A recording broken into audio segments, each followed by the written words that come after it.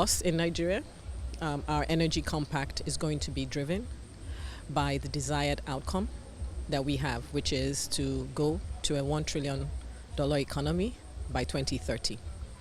It means that we also want the level of energy sufficiency that allows us to move millions and millions of Nigerians out of poverty, create jobs, grow incomes, industrialize. And so that is the information that you'll find in this compact. It is an aim and a target to close that gap and make sure that all Nigerians have affordable, reliable, clean,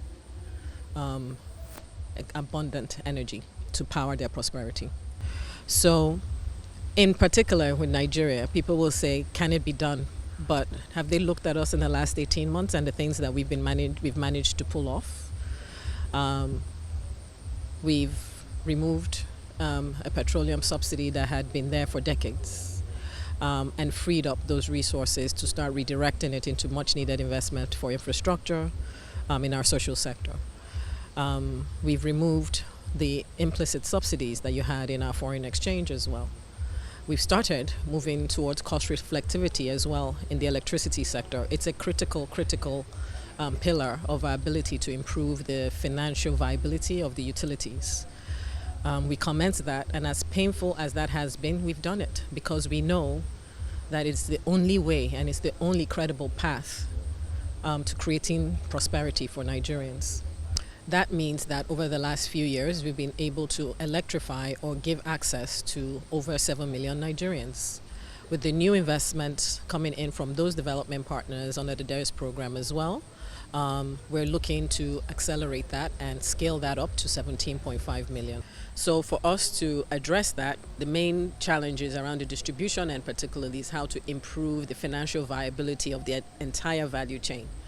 So some of the initiatives that we're going to be looking at more closely is how to improve the cash flows that come into the electricity sector on grid.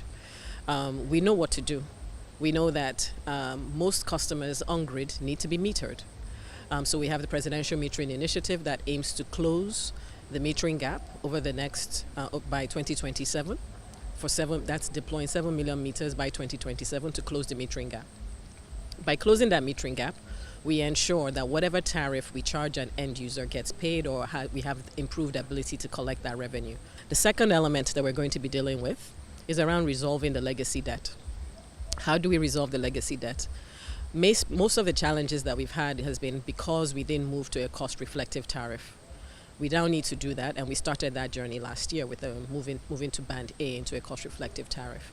So there are several things that we're going to be doing in that under the cost-reflective, increasing the cost-reflective tariff and making sure that the cost of electricity can be charged to those who have the capacity to pay. And our intention is to make sure that the poor and vulnerable who have limited capacity to pay continue to enjoy support from the government. But we need to improve the targeting of that, but move the rest of the market who have capacity to pay into a cost-reflective tariff. We need to drive efficiencies in those distribution companies and in generation companies, and as well as in the transmission end of the segment as well, to make sure that those cost-reflective tariffs are also cost-efficient.